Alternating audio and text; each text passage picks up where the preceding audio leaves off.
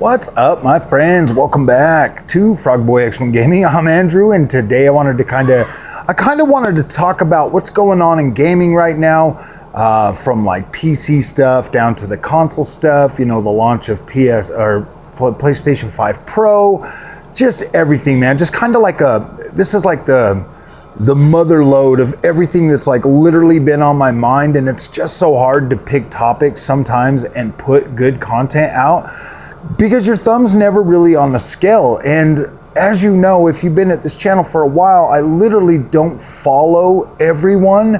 I don't follow what the trends are, what everything is. I don't follow that stuff, and a lot of that has to do with the negativity from the woke, the negativity from the non-woke, the constant freaking destruction of gaming, like right before our eyes, man. Like it sucks so bad. And this is like always on my mind. Believe it or not, like I think about, I probably stress about that more than anything else in gaming. That's my major stress, is how is the gaming market going to react to every single game? And because you guys know this, I mean, I get some free games every once in a while. Like I'll get lucky and I'll get a review key or I'll get a review product or something like that. But like the majority of the stuff that I do, I buy for the channel myself out of my own pocket because I'm excited about these things. And these are products that I'm like, dang, I want to try that. I mean, guys, I've literally bought products on this channel just because I wanted to try them, and like maybe I don't use them all the time. Like that fight stick, man. I bought that fight stick. I've used it like 5 times. The PS5 Pro, I bought the PSVR 2. I've got like maybe 30 hours on that, and I like it. It's there when I want to use it. You know what I mean? When I want to use it, I bought the adapter for PC. I played with that for like a couple days straight. And then I don't use it. And I'll be honest, the only reason I don't use that, my friends, is just because it's a hassle. It's a hassle to create content for it. And when I'm using it, I just want to create a whole bunch of videos and stuff. And it's just kind of a hassle, man. It's just kind of a hassle to set up the camera, to set up the freaking recordings, to do everything to try to put out content for that. It's just kind of a hassle. But when I'm in the mood, I do it and I put out some videos and stuff. I get it that the channel is like super inconsistent. Like I get it, guys. Man, I'm so ADD that like I come up with these ideas, and that's why I'm doing this kind of video right now to just kind of tell you guys, like, I want to cover the new games, I want to cover this, I want to cover that. And here's the thing, man, like I was gung-ho of covering Test Drive Unlimited Solar Crown. I like that game.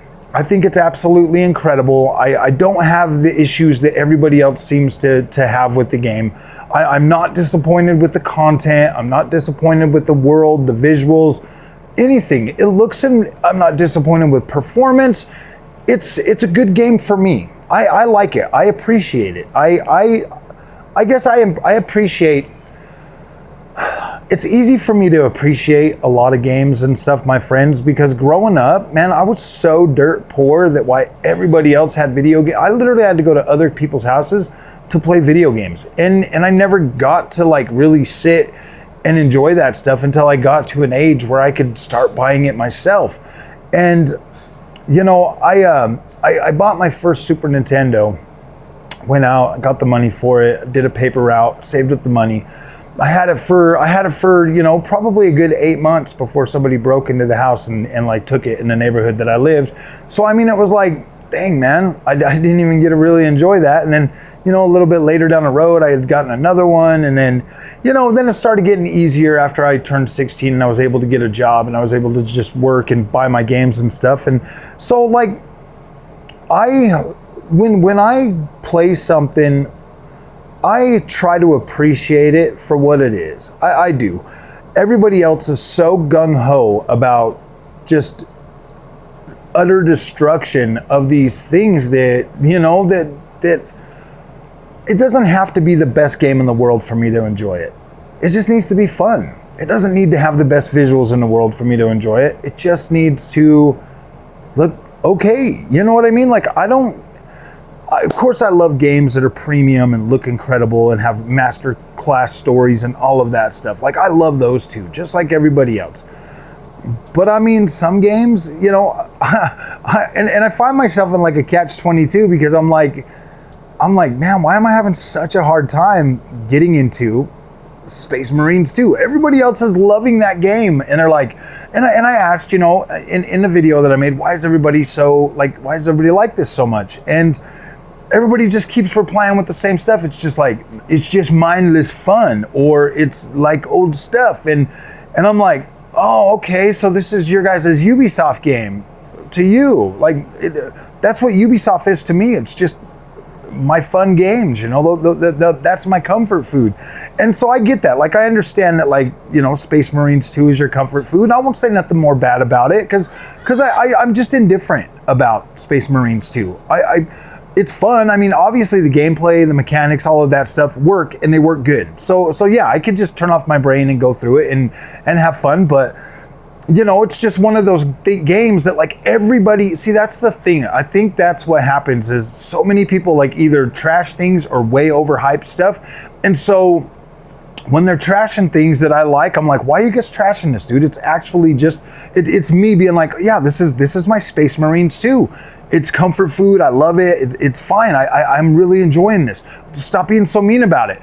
And then when everybody's like overhyping something like Space Marines 2, I'm like, okay, I don't get it. Like, it's not, you know, it's not clicking with me. I don't get it. Why is this game getting all this hype? And, you know, this one over here, like, it just literally feels like the same thing, but I'm more into the Ubisoft games because of the open worlds. This right here is kind of a corridor game. Same basic, you know, type of game, type of experience. Pretty similar in the visual quality and like faces and everything like that. I'm like, this game gets showered with praise. This game gets trashed. And to keep up with all that, my friends, when you just want to buy and play and consume and have fun and show things off, man, I don't want to have to do the kind of content that everybody else creates. I don't want to have to do that. I don't want to have to be negative all the time just to be negative to get clicks. I don't want to have to overshill something just because everybody else likes it. I really do like talking to you guys about my experience. I don't call any other content creators before I put out a review. I don't talk to anybody else. I don't watch anybody else's reviews. I literally just play the games and then I decide, like, hey man, was that worth my $80 or $90 to pay for 3 days or a week early access? It's those things, man. It's like, I got Until Dawn. And I'm already seeing a lot of people just completely like being negative already about like performance and stuff like that.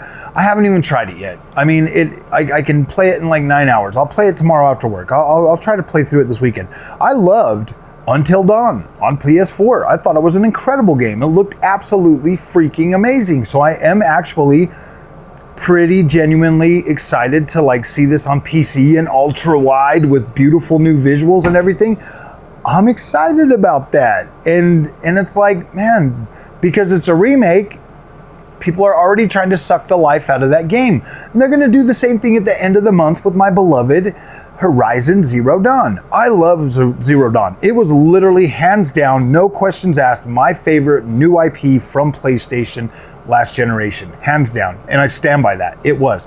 Well, Horizon Forbidden West wasn't as good story-wise, but like, yeah, it literally like upped the ante on every single thing from the first game, and it was beautiful. Now I get to go through the first game again. My favorite freaking new IP from PlayStation 4 with Horizon Forbidden West visuals on PC at ultra wide. I'm stoked. Guys, I'm happy about that. I'm sorry that you guys are so angry and so negative about these. I get it though, man. Like, I get it. If you're a freaking PlayStation owner right now, I get it, dude. You're upset. I mean, everybody is. Like, where's all the new PlayStation bangers, bro? Like, where's the new bangers? I get it.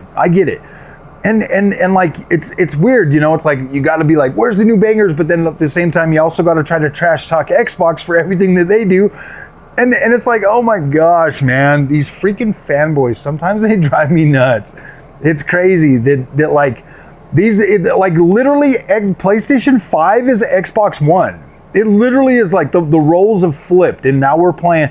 It's crazy. It is crazy to think that like the PlayStation, obviously there's something going on at PlayStation. I mean, is it super big? Probably not. Can we live on remakes and remasters? Absolutely. It's only when they start doing questionable things like selling the game at full price, not giving you an upgrade path, or, you know, selling you an upgrade path, but then, you know, artificially raising the price of the game so you can't still get a discount, you know, like that's kind of, I mean, I know it seems shady, but they did put a lot of work in there. If you didn't already buy the game, if you didn't already buy the game up till now, hell yeah, they want their money for their work for you to play through that the first time. I'm sorry, I agree with PlayStation. I don't feel bad about that. If you're me and you bought a digital version or you bought a disc version, dude, you're set. You pay $10, you get you get a fat ass upgrade. Like it looks incredible. I don't get why people want to be so negative about that. I would be perfectly okay if PlayStation literally just rebuilt every game from PlayStation 4. I'd be happy. I'd be like, okay, that's cool. Bring them up to PlayStation 5. Obviously, still bring out the new games too. I'm not saying, but like in the slow, dry period, while all of their studios dropped all their games at the end of the year, and then they're rebuilding them. And they were started development on PlayStation 4. Everything they're building right now is started development during PlayStation 5. So you're gonna get your PlayStation 5 games at the end of the generation. So calm down, my friends. There's no reason to go out of your way to hate on these freaking games. You're gonna get your PlayStation 5 bangers. You're going to. Sony Santa Monica's not gonna let you down. Naughty Dog, they don't have anybody else cool to kill. So, I mean, you're probably good, you know, with Naughty Dog. Ghost of Yotai, bro, I don't know how. I don't think I'm interested in that from like a character point of view, but from like a world point of view and a time period point of view, yeah, I guess I'm kind of excited about it. I really wish it was coming to PC day one though. I am getting a little tired of having to wait or buy these games. I'm so disappointed that I had to play through Spider-Man 2 on PlayStation 5. Like, it would have been so much better if I could have just played it on PC. And like you'll start to notice that like the sales of PlayStation games are going to start going down on Steam. Like, these guys are not going to they're not going to pay PlayStation full price for these games 2 years later. They're going to wait until they're $20 and then they'll buy them. So PlayStation's kind of just shooting themselves in the foot by not releasing these games and charging $70 for them on Steam day one. They really should be doing that. They should just stop playing around with trying to pussyfoot around. There's a Pro now. There's no reason for them to, you know, like the Pro is a good deal. The Pro is a good deal. If you're a PlayStation fan of that PlayStation 5 Pro and your game's coming to PC, like, it doesn't matter. Like, those are good. Sim racing, bro. Like, I want to do more sim racing content. I literally just picked up the Thrustmaster TGT2, the new one. It's got the same basic design as the T248. I'm very impressed with the T248. I like how that feels. I'm having a lot of fun with that, playing a lot of these games and stuff. So I invested in a TGT. I'm gonna run that next to the Fanatec. I bought the 32-inch rim for rally because I want to be able to switch between the both, and because there's like some games I kind of actually prefer playing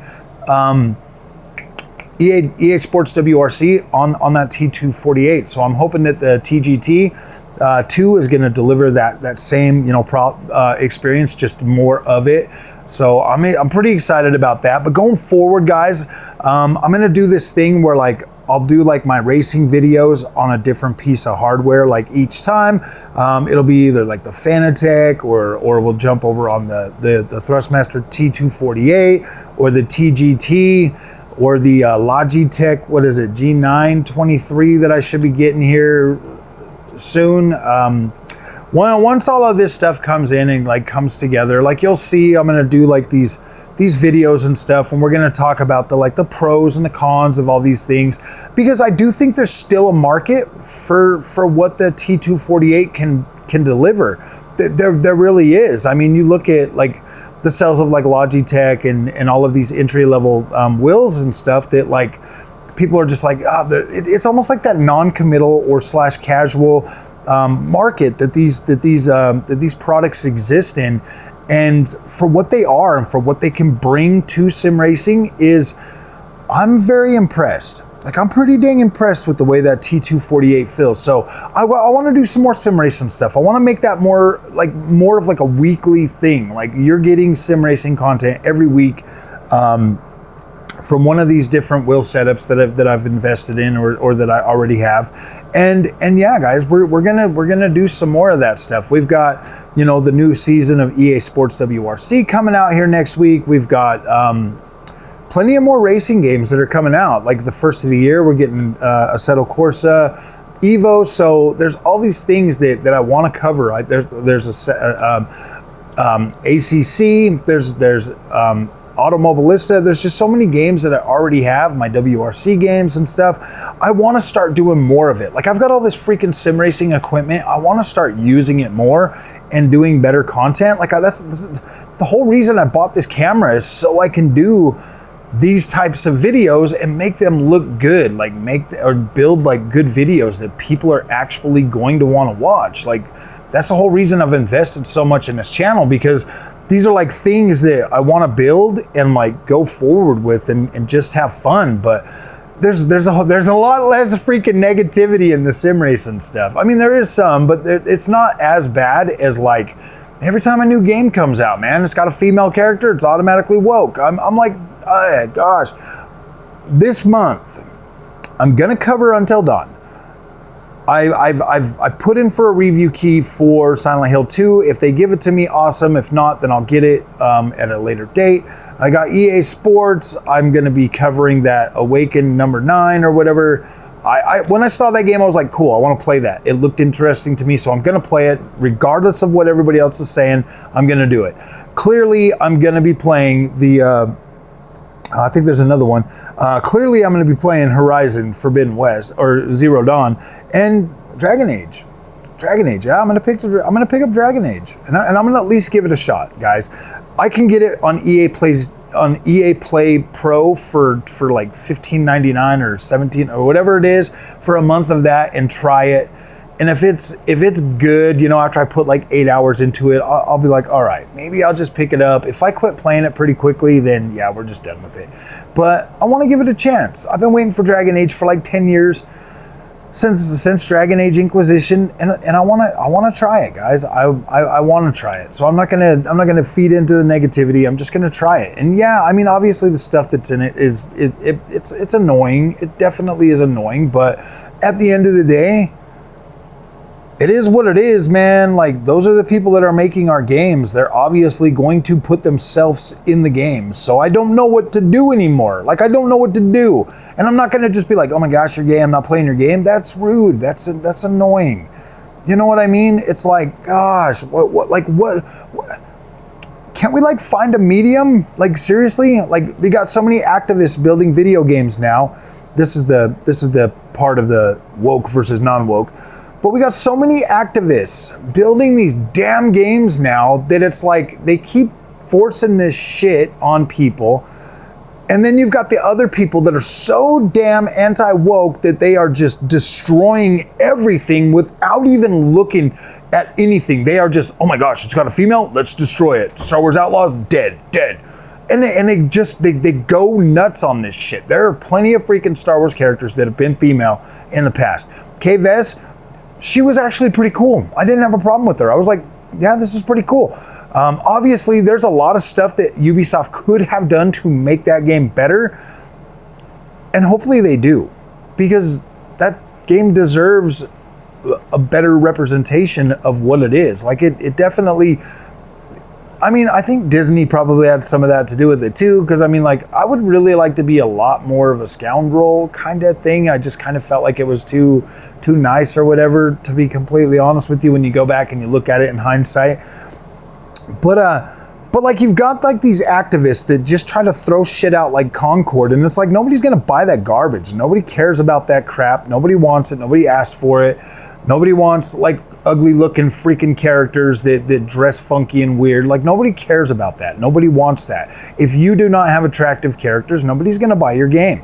I mean, there's to an extent, you know what I mean? Like, if you got a bunch of gruff dudes, probably, I mean, that's, yeah, do that, but nobody wants to play ugly characters. I mean, not even ugly people want to play ugly characters. They want to look at something pretty. Seriously, why would anybody want, like, come on, man, use your imagination.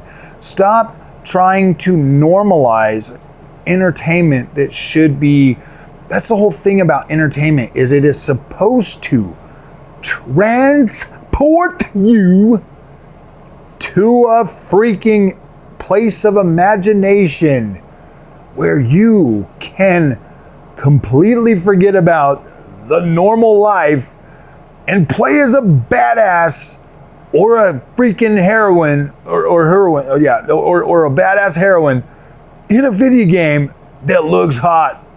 You know what I mean? Like, characters need to kind of be hot. They just have to. I mean, there's no way in hell I would ever buy a game with an ugly protagonist just to appease some freaking some weirdo that sits at home in their freaking mom and dad's basement and no. Like, there's a reason why, like, yeah, I don't know what to tell you guys. I'm not like super against freaking inclusion and shit like that. Like, I never have been, I never will be. I'm not super against it, you know, but I am against that, like, in your face bullshit that's like, oh yeah, you like hiding shit in games and like making you fucking stumble upon it when you paid good money to play something and then they just throw this shit in there. There's no marketing, there's no nothing.